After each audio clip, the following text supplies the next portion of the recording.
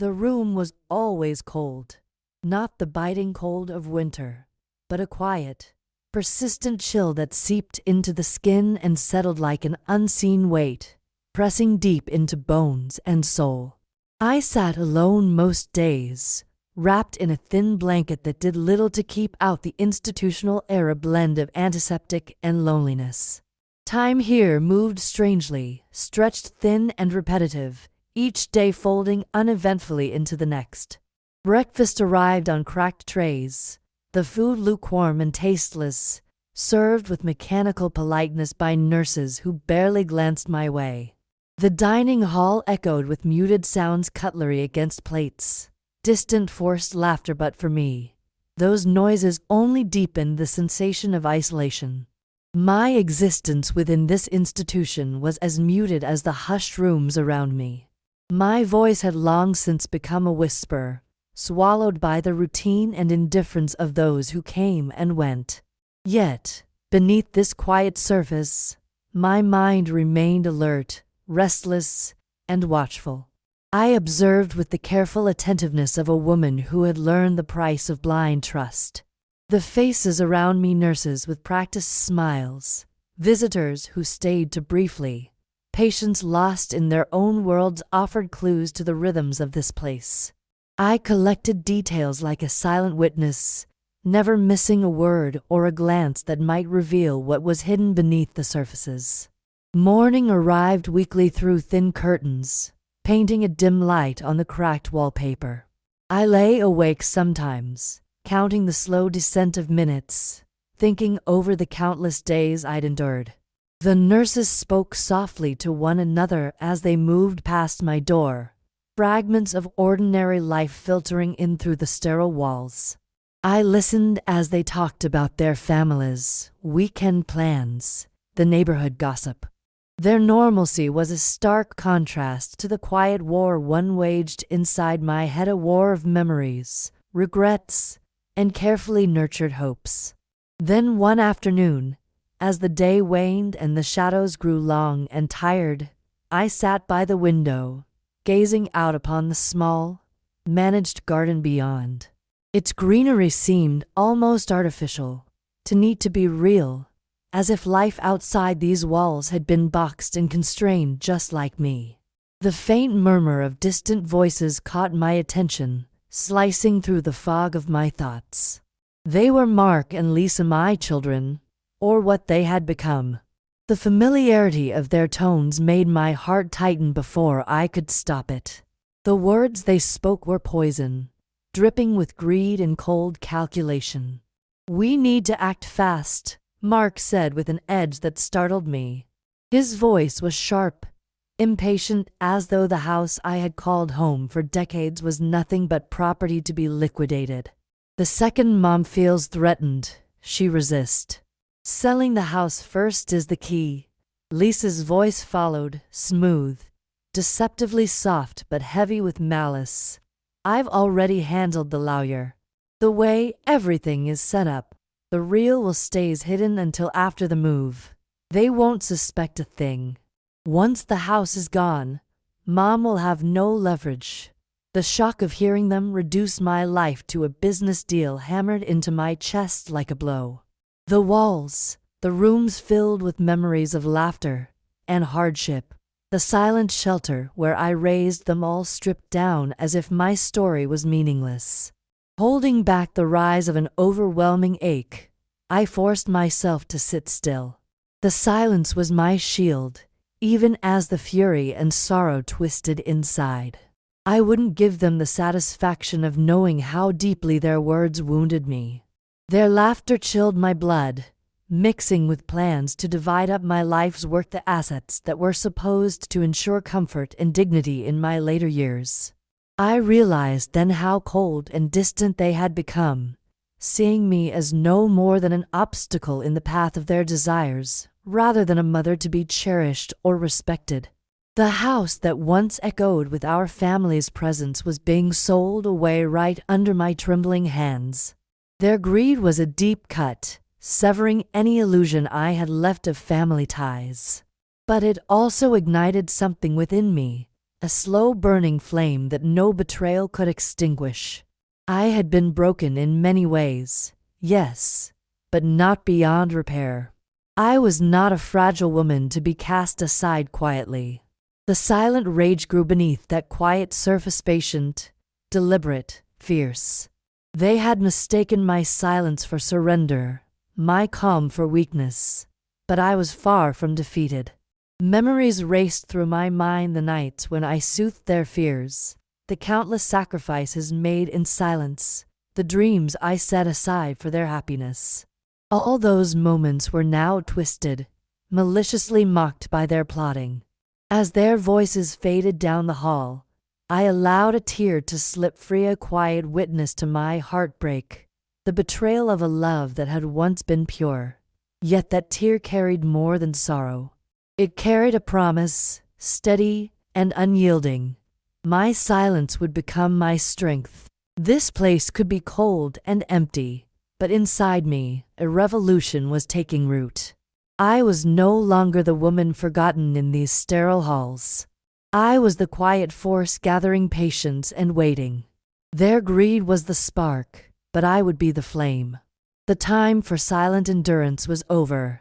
I was watching, learning, preparing. And one day soon, they would see, much too late, that silence was never weakness. It was my fortress, my weapon, and the seed of my quiet revenge. I did not respond with anger or tears the moment betrayal spilled into the sterile halls of that institution.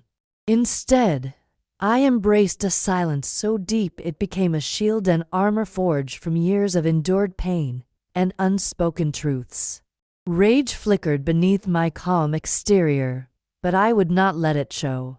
I had learned that outward fury, noisy rebellion, was a luxury I did not possess in that place. My revenge would be quiet, measured, and deliberate. Lying awake in that narrow bed, I found myself drowning in memories not of the sharp pain that betrayal brings, but the slow tapestry of years woven with sacrifice and love. I thought of Mark and Lisa as children full of life, innocent smiles playing on their lips. I recalled the nights I stayed up, patching scraped knees and broken dreams. The seasons of their laughter filling the rooms of our home, the mornings of frantic preparations before school, the whispered encouragements before sleep. I had poured myself into them like water into cracked jars, only to find greed began leaking through their grasp. The bitter irony clawed at my chest. How easily kindness becomes mistaken for weakness. How the love that once defined me felt distant now, replaced by calculation and coldness. The mother I had been was not the woman I would have to become. The truth settled like an unwelcome guest, but I met it head on. My children no longer loved me, they tolerated me only as long as I served their ambitions. That tolerance was gone now, but they failed to see one thing.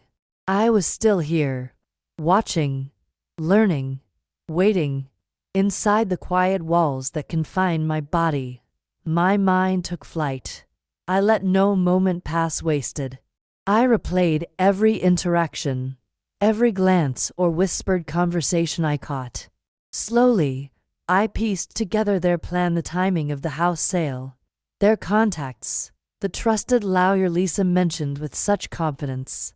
Each fragment became a thread I would pull, unraveling their web of deceit.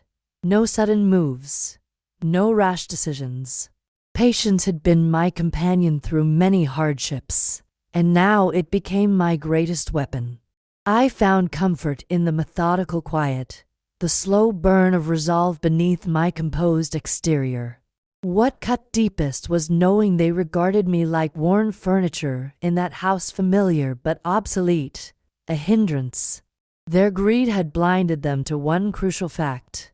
I had a secret weapon, a trusted ally beyond these walls, someone who cared not only about papers and property, but about justice.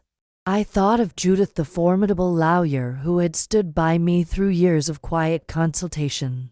A rare friend, unwavering loyalty, strong and wise enough to navigate the maze of legal battles my children thought they could control. I had kept that assurance like a jewel, hidden but never forgotten. As shadows deepened and silence grew, I made my decision. I would reclaim my life and dignity piece by piece, away from their prying eyes. My plan was one of strategy and patience, not confrontation. I would use their greed against them, slow and steady, like gears turning in a hidden machine. I recalled moments of clarity gathered over the years, an errant phrase from a phone call, Mark's tense tone when funds were mentioned, Lisa's sly evasions about the estate. Each became ammunition for what was to come. They thought me weak, that my time had passed, but I knew better. I was not the victim they believed. Through years of silent endurance, I had transformed into a different kind of strength, patience sharpened into resolve. I studied their patterns. When Mark arrived and spoke of quick sales, Lisa's carefully timed calls to their lawyer, the subtle investigations into my finances. Their plan beat steadily, but I was no longer helpless. The cold walls could not contain me. I imagined the house, standing proud despite neglect, secret safe in locked drawers. I pictured my rightful claim, secured by Judith's guidance, and that vision became my sanctuary. At night, I rehearsed my strategy. I would collect evidence quietly, piece together facts while they assumed I was powerless. My lawyer would be my voice, my instrument. Their greed would unravel before the truth, without shout or accusation. Revenge was not about anger or shouting. It was reclaiming what was mine, restoring the dignity stripped away. Strength grows quietly, nurtured by patience and clarity. So there I was, in that small bed beneath the dull institutional lamp, feeling a seed grow deep in my soul. Though hands trembled, my heart was steady, my mind focused. I was stepping onto a path few imagined I could walk, paved with careful steps and quiet determination. One day, Mark and Lisa would discover the woman they tried to bury still existed, and that she had been preparing her return all along. My silence was not absence. It was presence in its fiercest form. The house, my fortune, my dignity, those would not be theirs without a fight. And that battle would belong to the quiet justice of a mother who had endured and would no longer be cast aside. In that stillness, I whispered the truth I now embraced. Love can be betrayed, but it can become a strength no greed can conquer. In silence, I was not broken, I was becoming whole, ready to reclaim the life and respect taken from me. This was the moment my quiet resolve took root, the beginning of reclaiming a life no betrayal could destroy. Years of silent endurance had shaped me into something formidable, not a fragile woman, but a storm contained, patient and unyielding. I would emerge from shadows not with cries, but with the steady hand of justice, quietly reclaiming what was mine. The moment I finally reached out to Judith marked the beginning of a transformation. This act, simple to some, felt monumental to me. The phone I held carried years of silent endurance, inescapable sorrow, and a simmering determination. When Judith answered, her voice was steady and reassuring, a balm to a spirit long wearied by betrayal.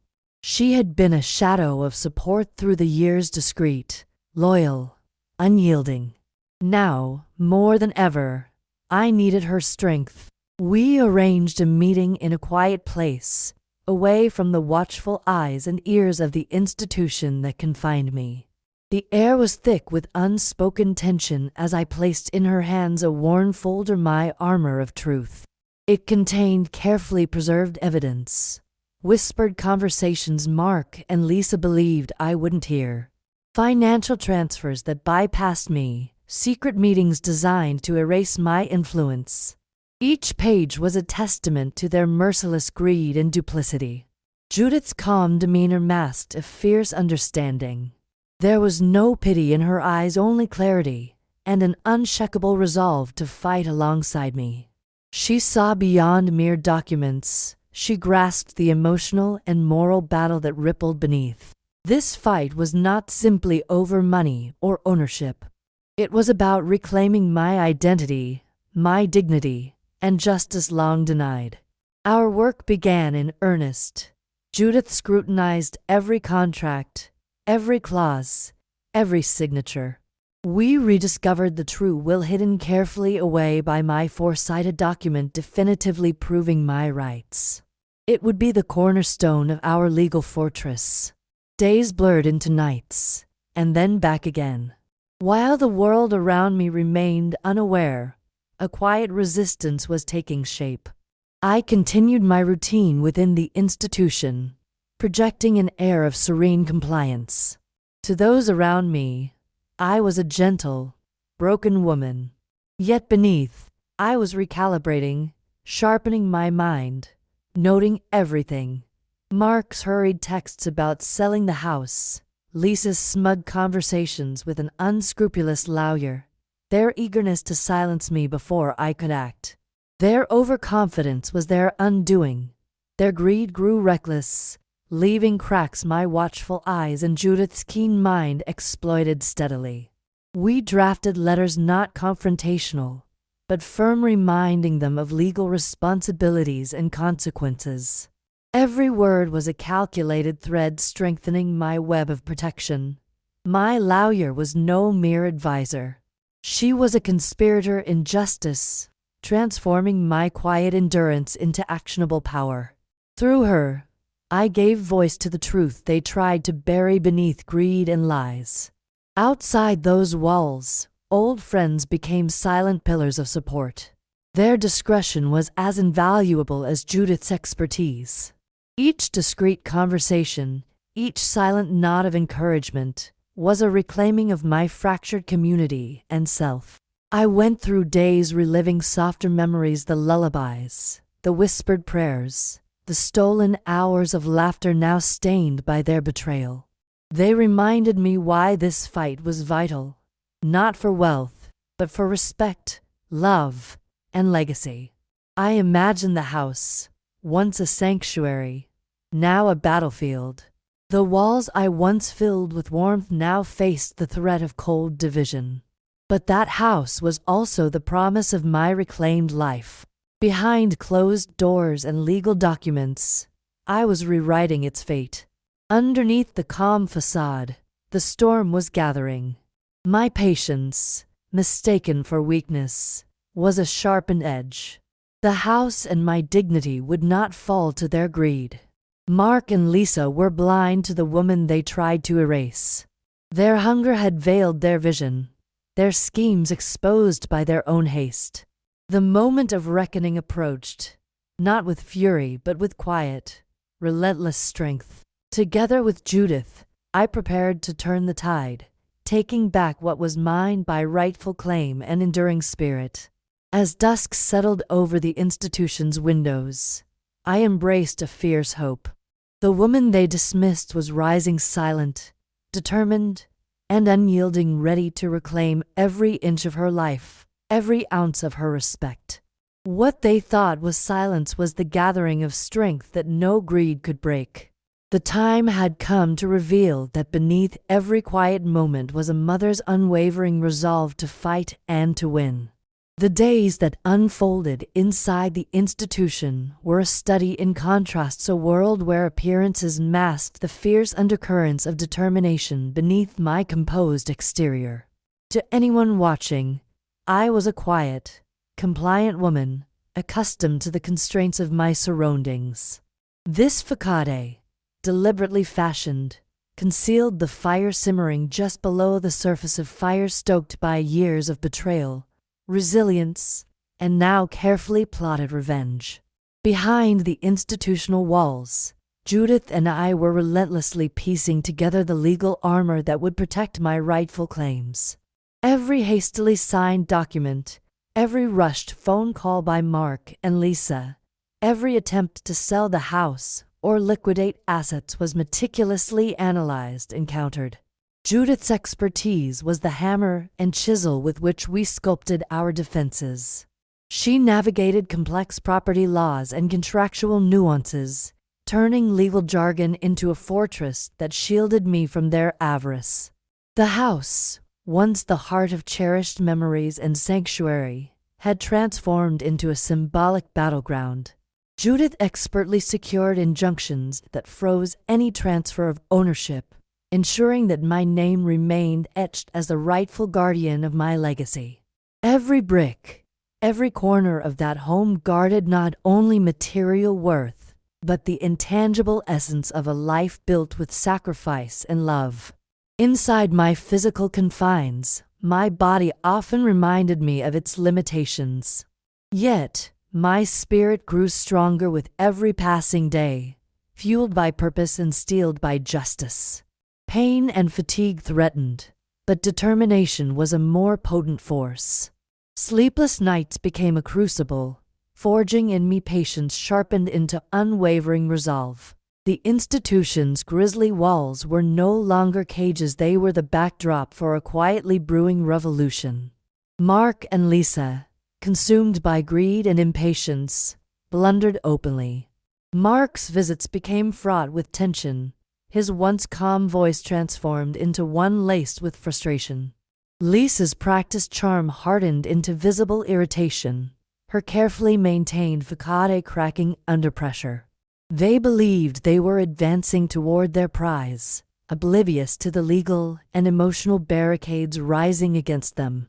Maintaining my unassuming role within the institution was essential.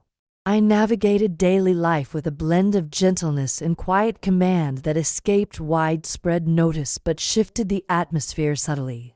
The nurses, once indifferent, began to regard me with an unspoken respect tinged with curiosity.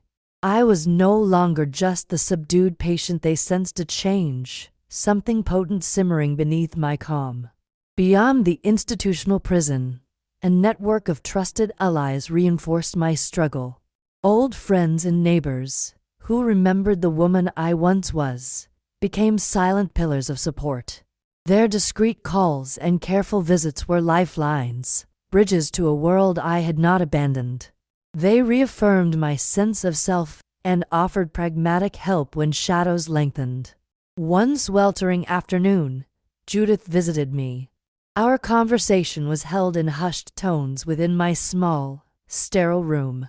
We pored over legal texts and battle maps of clauses and conditions, determining when and how to strike most effectively. The careful timing of injunctions, the deliberate steps to challenge their every move, these were weapons as precise as any spoken word. Each plan was a layer in the intricate web of justice we were weaving. Though confined, my inner world was vast and vivid. I had mastered the balance between the persona of calm compliance and the fierce strategist preparing for a decisive return. This duality became my greatest strength and my most carefully guarded secret. At times, I retreated to the window, gazing outward to the distant world where freedom was just beyond reach. The rustling leaves and fleeting sunlight carried whispers of past joys and future hopes. Freedom, I knew, was more than a physical state. It was the reclaiming of a life that had been stolen, the restoration of dignity and control. As days passed, Mark and Lisa's hold on their ambitions weakened. Their greed compelled reckless decisions, their mask of certainty slipping away. They failed to perceive the quiet force gathering inside the woman they assumed broken and voiceless. Every step forward was one taken with patience and precision. This wasn't a battle of haste, but a measured campaign for justice. The house, my treasure trove of memories, was not theirs to dismantle. Its walls would remain guardians of my history and my future. Within the walls of the institution, I was no longer a figure of pity. I had become a woman reshaped by adversity, calm, resolute, and unyielding. That quiet, enduring strength was my weapon against those who sought to diminish me. Mark and Lisa's hubris had blinded them. They believed themselves victorious over a silent mother, but it was their greatest miscalculation.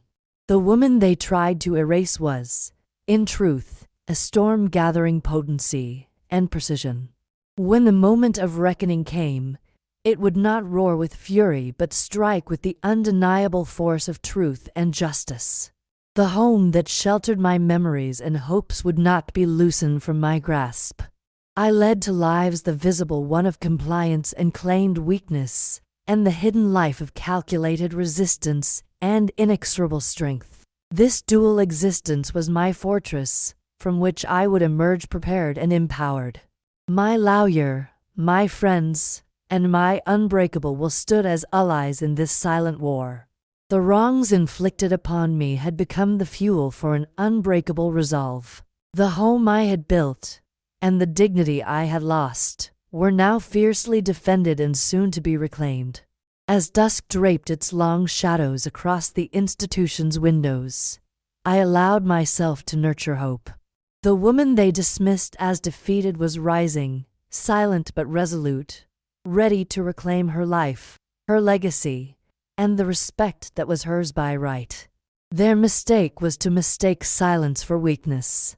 But silence, as they would soon learn, bore the strength of a mother who refuses to vanish into the shadows. The time had come for justice, not loud or vengeful, but calm, measured, and utterly unstoppable. The day Mark and Lisa came back from what they called finalizing the sale, their confidence was palpable, almost suffocating. They strode through the halls of the institution with heads held high, voices brimming with certainty, as if the house and all its riches were already theirs.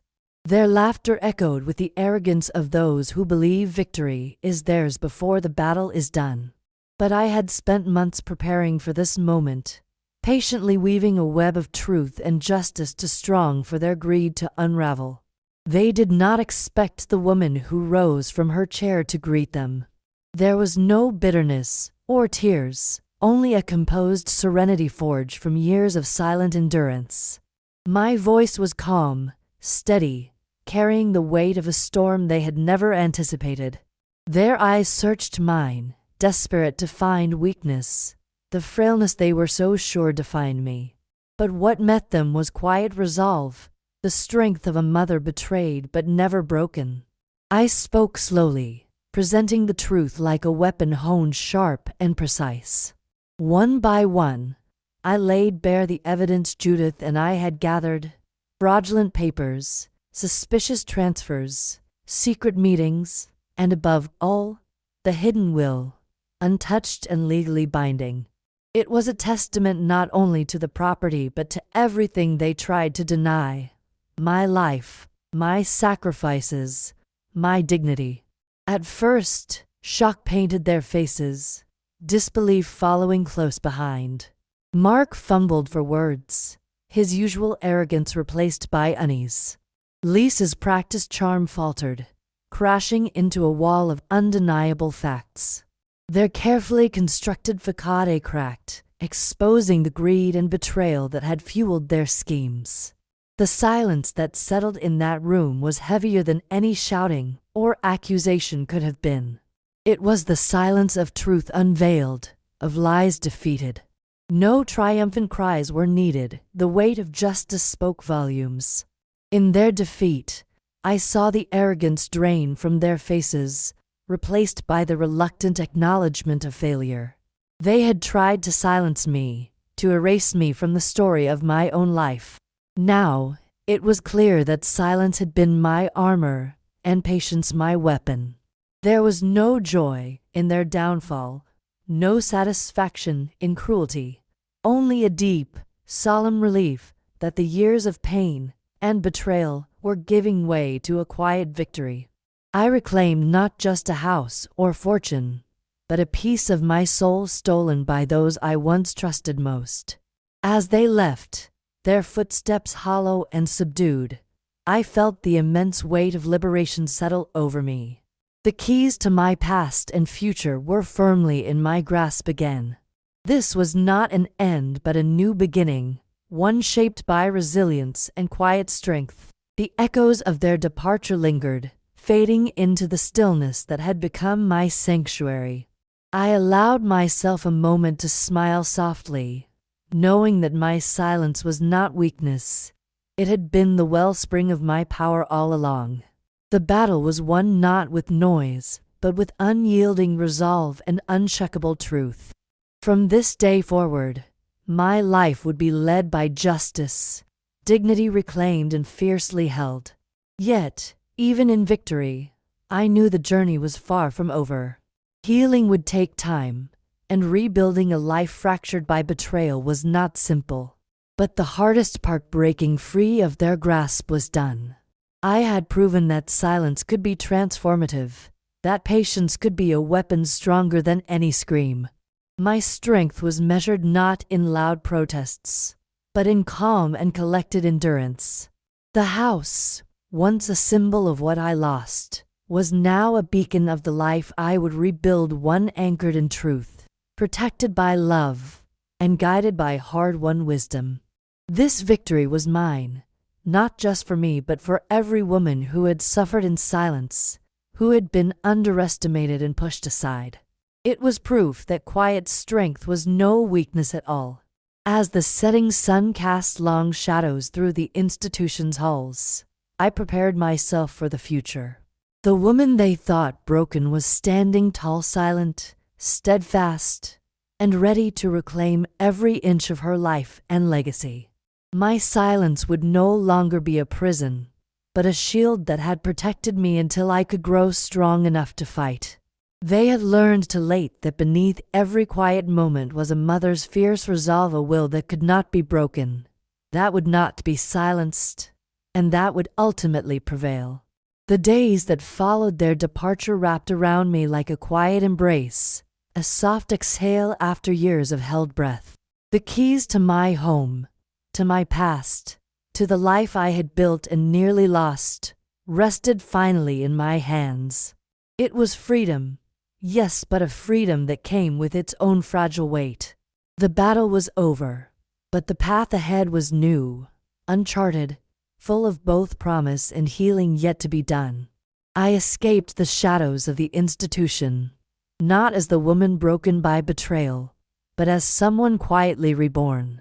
A modest apartment became my refuge, a space filled with small tokens of memory and hope. Photographs tacked carefully on the walls, an old quilt folded with care on a chair, books that had waited patiently for my return to their pages.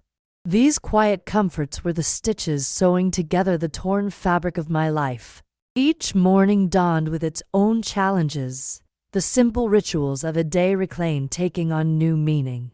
I relearned the taste of freedom in the early sunlit moments, the softness of a morning breeze through an open window, the hum of life beyond my walls.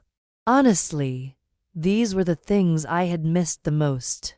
The little, everyday sounds of a world that once seemed so ordinary and now felt profoundly precious. Yet healing was never a straight road. Memories rose like tides, sometimes gentle and sometimes crashing with force. Shadows of betrayal and abandonment lurked in quiet moments, reminders of roads traveled in pain. I allowed myself tears deep, cleansing tears that washed away the silence I had carried inside for too long. It was in that release that I found a new kind of strength, one born of acceptance, not denial. Slowly, I began reaching beyond my own arm's length, seeking others who carried their own quiet scars. Women, many of them, whose stories mirrored my own, betrayed by those they loved, silenced by deceit. Our shared struggles became a bridge, a network of support woven in whispered conversations and knowing looks.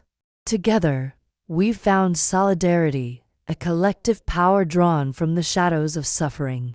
The house, once a symbol of division and pain, reclaimed its meaning in my heart. I envisioned it as a sanctuary once more, a place where light would fill the corners once darkened by mistrust. Restoring it, breathing life into its rooms again, became not just a task of bricks and mortar, but a mission of healing and renewal. Every creak of its floors and every window gleam felt like a step towards peace. In embracing this new chapter, I learned to cherish myself again. The sacrifices, long felt as burdens, revealed themselves as the very foundation of my strength. I was no longer merely a mother who had suffered betrayal. I was a woman who had survived, rebuilt, and reclaimed her dignity. The absence of Mark and Lisa from this new life was a quiet ache, a complex void neither easily filled nor ignored. But I understood that the truest gift I could give myself was freedom from their greed, from the pain they caused, and from the past I refused to let define me any longer. Though the legal battles were behind me, healing carried on. I nurtured patience for the slow mending of soul and spirit. The scars, both seen and unseen, required gentle tending. Each day forward was a testament to resilience, a quiet, powerful affirmation of life reclaimed. In my silence, I found not submission, but a wellspring of strength. The stillness that had once felt like chains now served as the crucible for transformation. The woman who emerged was steady, whole, and fiercely alive. Looking out over the world beyond my window, the buzz of life going on, I whispered a vow, one made of quiet resolve and enduring hope. In my silence, I reclaimed my voice.